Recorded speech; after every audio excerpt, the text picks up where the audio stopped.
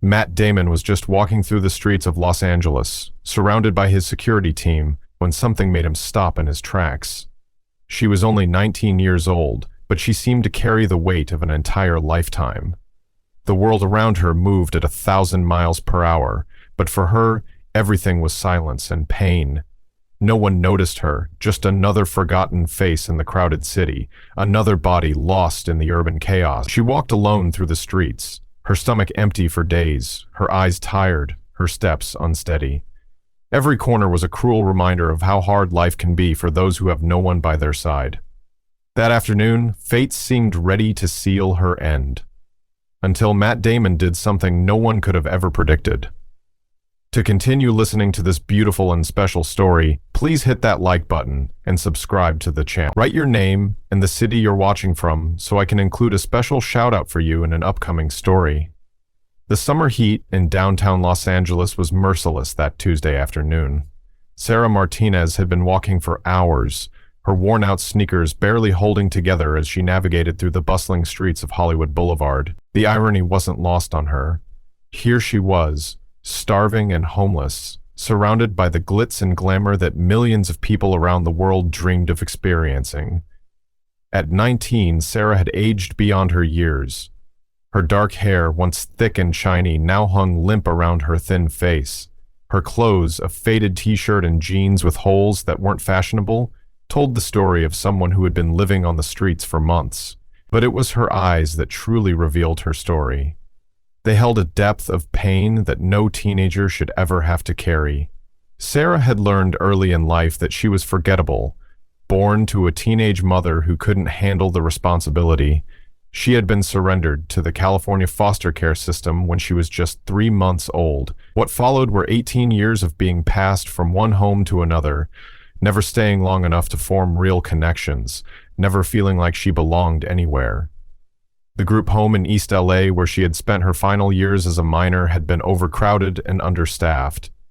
When she aged out at 18, Sarah found herself with nowhere to go and no one to turn to. The small stipend from the state lasted barely 2 months in expensive Los Angeles, and without family connections or job experience, she quickly found herself among the city's growing population of homeless youth.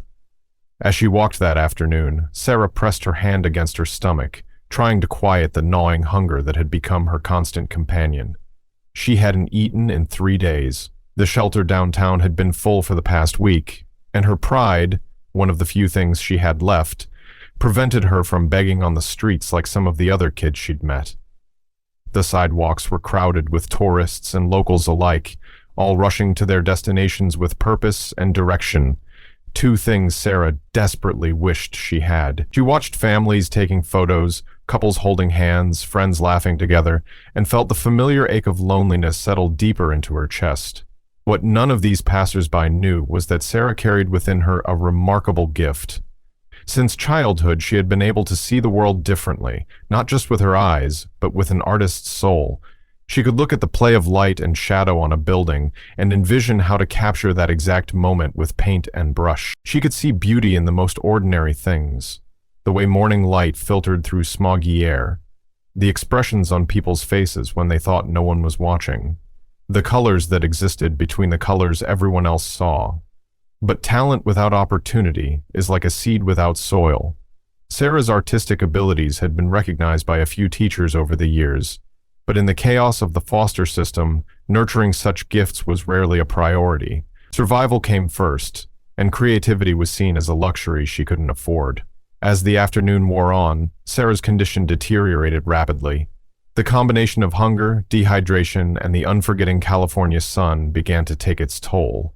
Her vision started to blur, and she found herself having to stop more frequently to steady herself against building walls or parking meters. She had made it to the intersection of Hollywood and Vine, one of the most famous corners in America. Around her, street performers competed for attention with aspiring actors dressed as superheroes and cartoon characters. The irony was bitter. She was surrounded by people chasing their dreams, while she struggled just to survive another day. Sarah tried to focus on putting one foot in front of the other, but her legs felt increasingly unsteady. The sounds of the city, car horns, conversations, music from street performers, began to fade into a distant hum. She could feel her heart racing, but her body felt cold despite the heat. A group of teenagers about her age walked past, laughing and sharing snacks from a food truck. One of them made eye contact with Sarah for a brief moment, and she saw the flicker of recognition in the girl's eyes, the look that said, "There but for the grace of God go I." But the moment passed quickly, and the group moved on, their laughter fading into the urban symphony.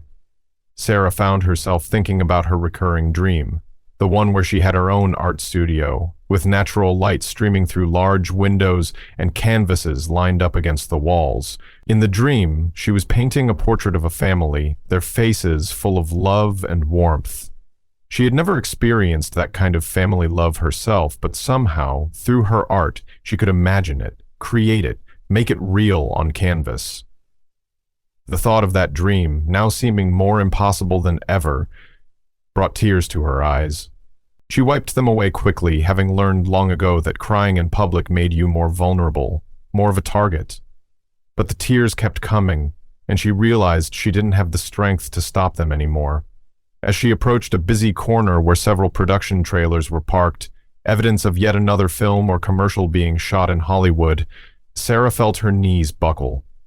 She tried to grab onto a nearby lamppost, but her coordination was failing her. The world started to spin, and she could feel herself falling forward. Matt Damon had been having one of those days that reminded him why he sometimes missed the simplicity of his Boston childhood. The meeting with the studio executives had run long, the script revisions were more extensive than expected, and his publicist had been texting him non-stop about an upcoming interview that needed to be rescheduled. As he walked toward his waiting car, flanked by his usual security detail, Matt's mind was on the evening ahead. He was supposed to have dinner with his wife and daughters, a rare opportunity given his filming schedule, and he was looking forward to just being a dad and husband instead of a movie star for a few hours. Los Angeles had a way of making you feel simultaneously connected to millions of people and completely isolated. Matt had learned to navigate the city's contradictions over his years in Hollywood, but he never quite got used to the way people looked at him, or more accurately looked at the version of him they thought they knew from movies and magazines.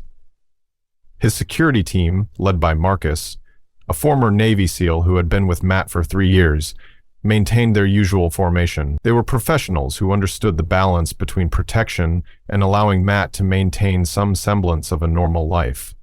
Today, though, Marcus seemed more alert than usual, his eyes constantly scanning the crowded sidewalk.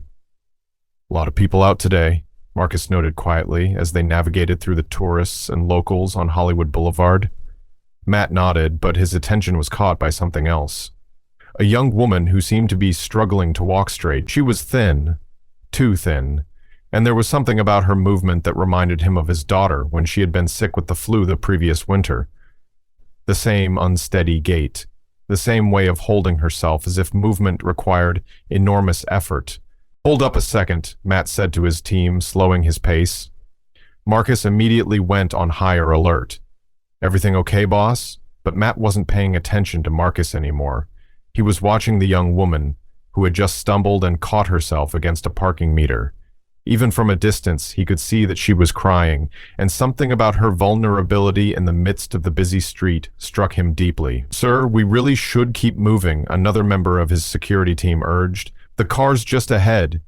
Matt started to take a step forward when it happened. The young woman's knees gave out completely and she collapsed onto the sidewalk. People stepped around her, some glancing down with mild curiosity or annoyance, but no one stopped. No one helped.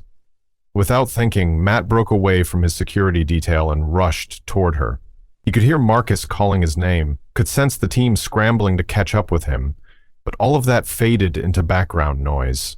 All he could see was this young woman, probably not much older than some of the college interns he'd worked with, lying unconscious on the dirty sidewalk while the world moved around her as if she didn't exist. When Matt reached Sarah, he immediately dropped to his knees beside her, completely ignoring the fact that his expensive jeans were now in contact with the grimy Hollywood sidewalk. His first instinct was to check if she was breathing, and he felt a wave of relief when he saw the steady rise and fall of her chest. "Hey," he said softly, gently touching her shoulder. "Can you hear me?" Marcus and the rest of the security team had caught up, forming a protective circle around Matt and the unconscious young woman. "Sir, we should call 911 and then move you out of here," Marcus said, already reaching for his phone. "Yes, call 911, but I'm not leaving her," Matt replied firmly. He had noticed that people were starting to recognize him, and phones were coming out to record the scene. Under normal circumstances, this would have been his cue to retreat to privacy, but something about this situation felt different, more important. Sarah's eyelids fluttered and she began to regain consciousness. When her eyes finally opened and focused on the face looking down at her with genuine concern, she was certain she was hallucinating. There was no way Matt Damon, the actual Matt Damon, was kneeling on a dirty sidewalk asking if she was okay. What? Sarah tried to sit up, but Matt gently placed a hand on her arm. "Take it easy," he said. "You fainted. When's the last time you ate something?" The question was simple, but it hit Sarah like a punch to the gut. She tried to remember, but the past few days had blurred together in a haze of hunger and exhaustion. I don't remember," she admitted, her voice barely above a whisper. Matt's expression softened even further. He had grown up in a middle-class family in Cambridge, Massachusetts, where his mother had been a professor and his father had worked various jobs to support the family.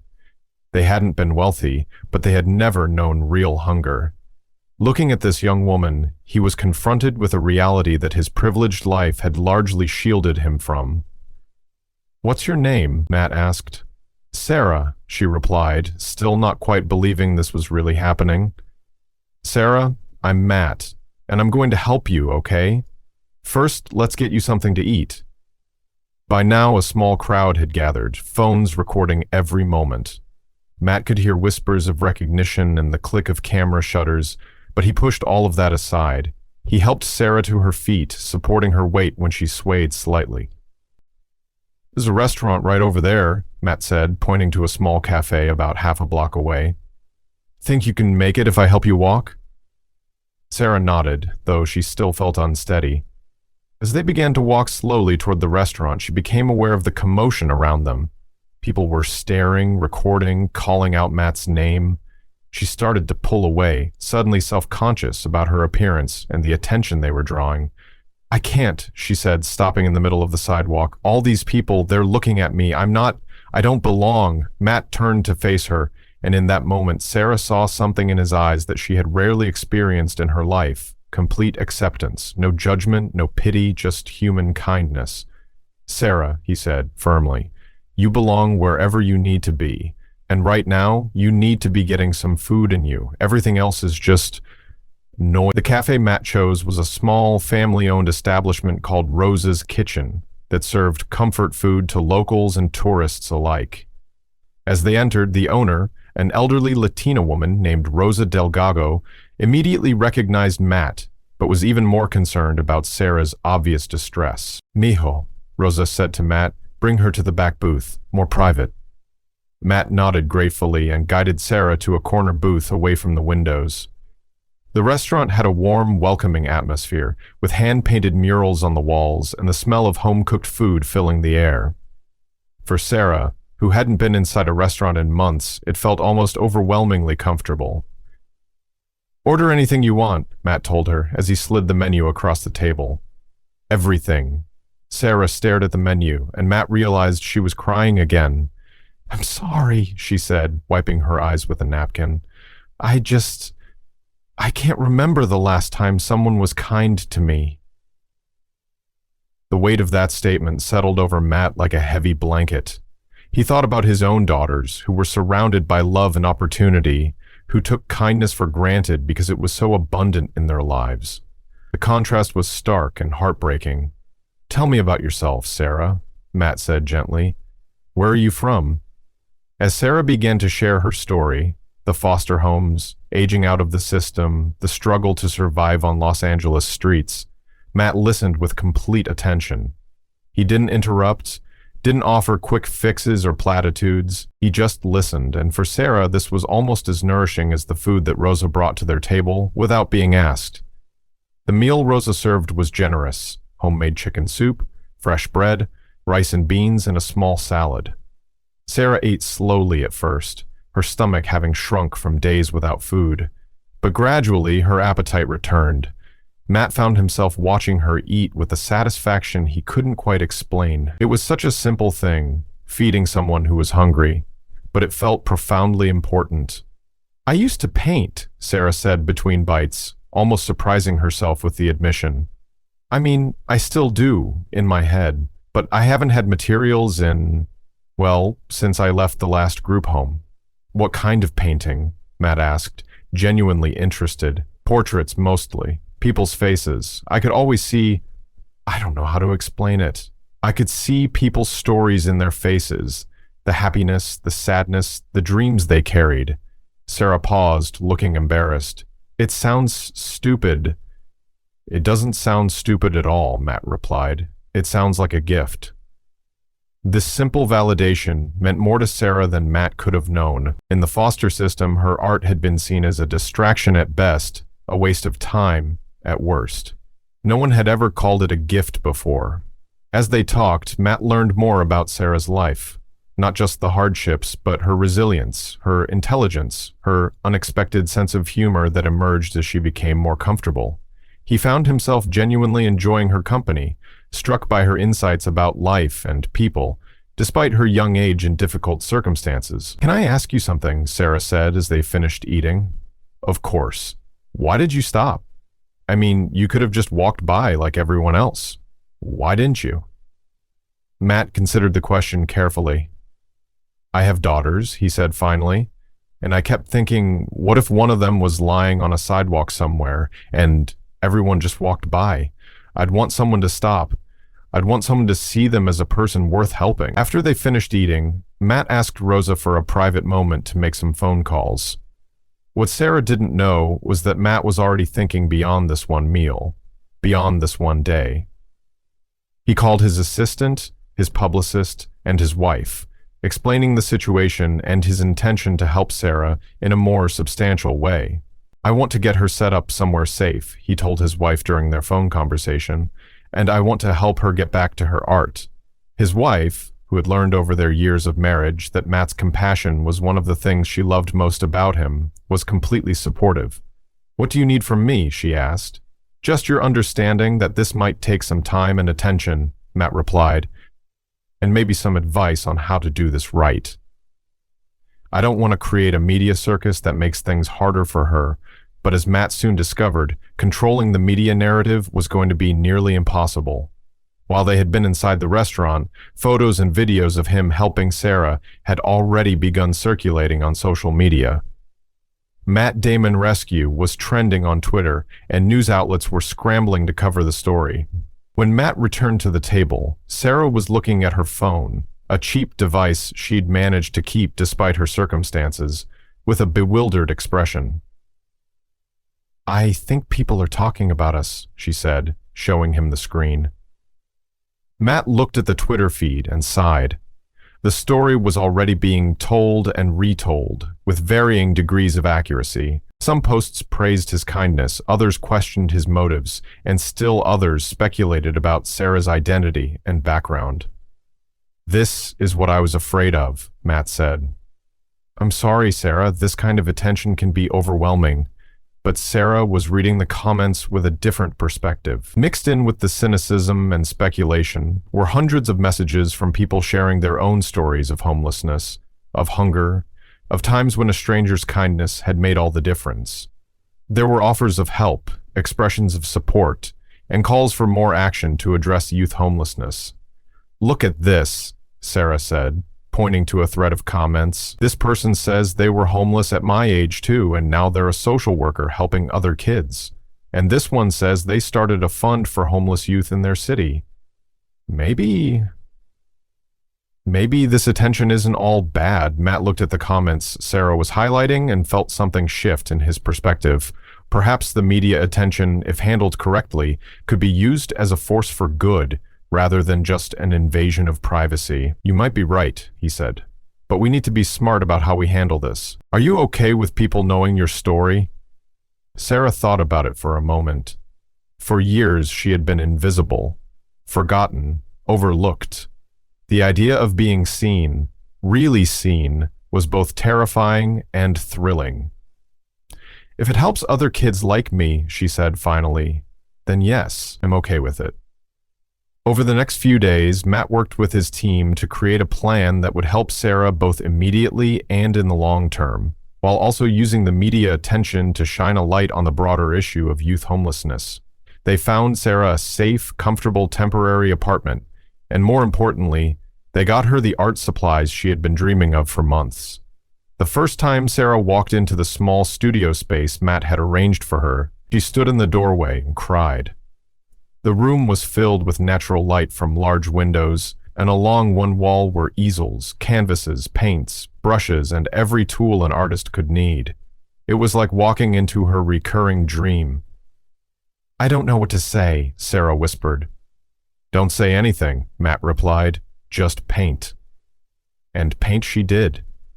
Sarah threw herself into her art with the passion of someone making up for lost time. Her first painting was a portrait of Rosa, the restaurant owner who had welcomed them so warmly.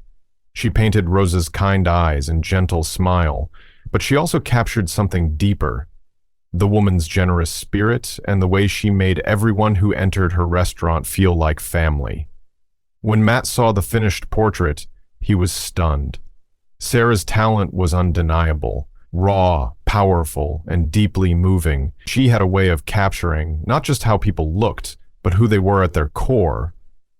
"Sarah," Matt said, staring at the painting, "this is extraordinary." Word of Sarah's talent began to spread through Matt's network of friends and colleagues in the entertainment industry. Several people expressed interest in commissioning portraits, and a local gallery owner reached out about potentially featuring Sarah's work in an upcoming show. But the real breakthrough came when Matt suggested that Sarah paint portraits of other homeless youth in Los Angeles. "Tell their stories," he encouraged her. "Make them visible." Sarah embraced this project with incredible dedication. She spent hours in shelters and on the streets talking to young people who, like her, had fallen through society's cracks. She painted their portraits with the same care and insight she had brought to Rosa's, and each painting told a story of resilience, hope, and human dignity. The portrait series, which Sarah titled Invisible No More, became the centerpiece of a gallery show that Matt helped organize. The opening night was attended by celebrities, politicians, social workers, and most importantly, many of the young people Sarah had painted. The show was a revelation. Viewers were moved to tears by the portraits, which humanized an issue that was often reduced to statistics and policy debates. Each painting was accompanied by a brief story written by the subject, creating a powerful narrative about youth homelessness that was impossible to ignore. Not everyone was supportive of Matt's involvement in Sarah's story. Some critics accused him of using her situation for publicity, suggesting that his actions were motivated more by image management than genuine compassion. Others questioned whether his intervention was sustainable, or if it was just a feel-good story that would fade from the news cycle. The criticism hurt Sarah more than it hurt Matt. She had experienced skepticism and judgment her entire life, and seeing it directed at the person who had genuinely saved her was painful. "Maybe they're right," Sarah said to Matt one afternoon as they sat in her studio, looking at some particularly harsh comments online. "Maybe you should distance yourself from this. I don't want to hurt your reputation." Matt set down his phone and looked at Sarah seriously. "Do you remember what I told you that first day?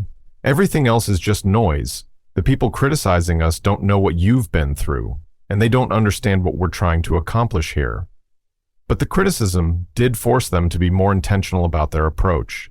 They partnered with established homeless advocacy organizations, ensuring that their efforts supported existing programs rather than replacing them. Matt used his platform not just to tell Sarah's story, but to amplify the voices of social workers, former homeless youth, and policy experts who understood the issue deeply.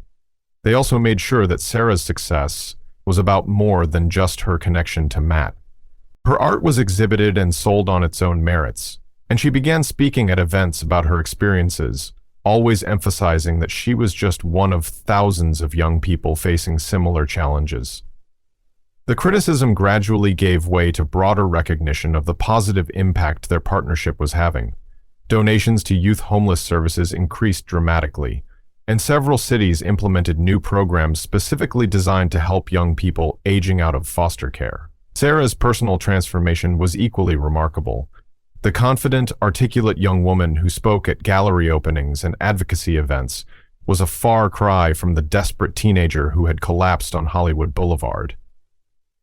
But she never forgot where she came from, and she used her platform to ensure that others facing similar struggles knew they weren't alone. A year after their first meeting, Matt and Sarah sat in her studio, no longer temporary, but a permanent space she had been able to lease with the proceeds from her art sales. The walls were covered with her paintings, each one telling a story of human resilience and dignity. Sarah had just finished a new piece, a large canvas showing a diverse group of young people, all of them formerly homeless, all of them now pursuing their dreams. At the center of the painting was a young woman who looked remarkably like Sarah, but her face was turned toward the future, filled with hope and determination. "I've been thinking about that day," Sarah said, adding final touches to the painting. About what would have happened if you hadn't stopped. Matt had wondered the same thing many times. The statistics on homeless youth were sobering. The rates of illness, violence, and early death were heartbreakingly high. Sarah's story could easily have had a very different ending. "But you did stop," Sarah continued, "and that one moment of kindness changed everything. Not just for me, but for all the kids we've been able to help through the foundation." The foundation Sarah referenced was the Youth Dignity Project, a nonprofit they had established together to provide art therapy, job training, and transitional housing for homeless young people. It had grown from their initial collaboration into a nationally recognized organization that had helped hundreds of young people rebuild their lives. "I keep thinking about ripples," Sarah said. "You know how when you throw a stone into water, the ripples keep expanding outward? That's what kindness does. It doesn't just help the person you're being kind to. It spreads." Matt nodded, thinking about all the people who had been inspired by Sarah's story to volunteer, donate, or simply pay more attention to the homeless individuals in their own communities. The ripple effect had been extraordinary. "I got a letter yesterday from a teenager in Phoenix," Sarah said. "She's aging out of foster care next month, and she was scared about being homeless. But she saw my paintings and read my story, and she reached out to local services before she ended up on the streets.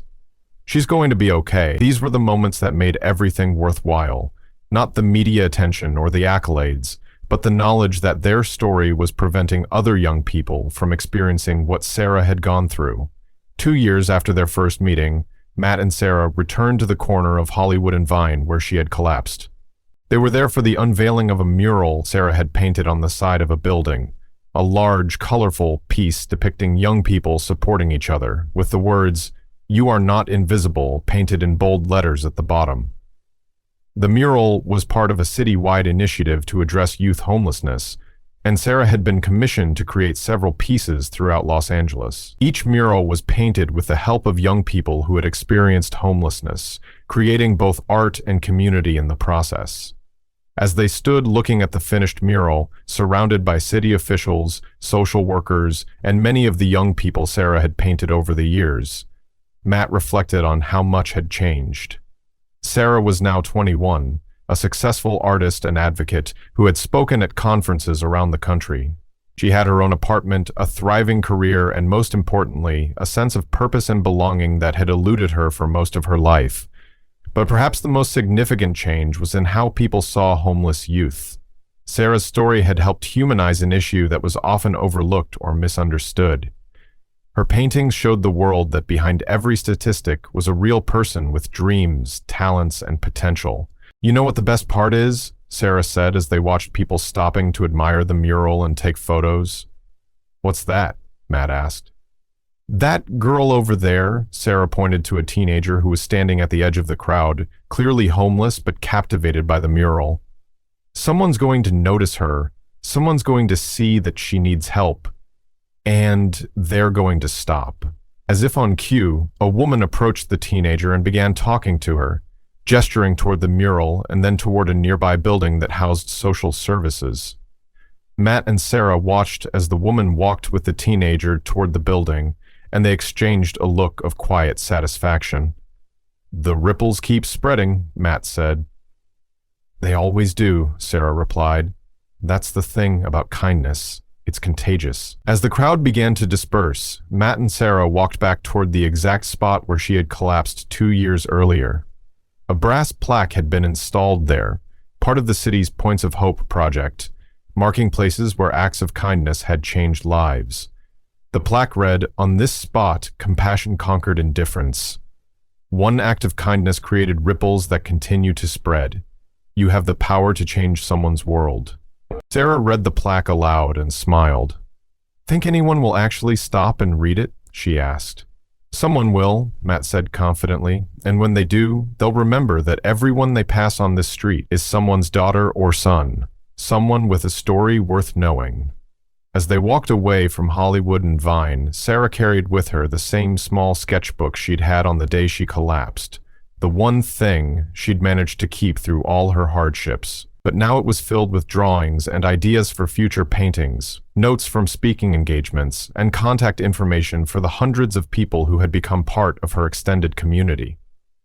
The scared, hungry teenager who had fallen on that sidewalk was gone, replaced by a confident young woman who had found her voice and was using it to speak for those who often went unheard. But Sarah never forgot where she came from, and she made sure that her success opened doors for others facing similar struggles. Matt, too, had been changed by their friendship. The experience had reminded him that celebrity could be a force for good, that his platform came with responsibilities beyond entertainment. He continued to support youth homeless services and had become a vocal advocate for foster care reform. Their story had become more than just a feel-good news item. It had sparked a national conversation about how society treats its most vulnerable young people. It had inspired legislation, funded programs, and most importantly, it had changed hearts and minds. As they parted ways that evening, Sarah heading to her studio to work on a new series of paintings, Matt going home to his family, both carried with them the knowledge that their chance encounter had created something beautiful and lasting. They had proven that in a world that often feels cold and indifferent, individual acts of kindness still have the power to change everything. The teenager who had once been invisible was now a beacon of hope for others, and the movie star who could have simply walked by had instead chosen to stop, to see, to care. Together they had shown the world that everyone matters, that everyone has value, and that sometimes all it takes is one person willing to extend a helping hand to change the trajectory of a life. Thank you so much for joining me on this incredible journey of hope and transformation. Sarah's story reminds us that kindness is never wasted, and that each of us has the power to be someone's miracle. If this story touched your heart, please consider supporting local homeless services in your community. Remember, you never know when your compassion might be exactly what someone needs to change their entire life. Until next time, keep spreading kindness wherever you go. Thank you for watching, and I'll see you in the next story.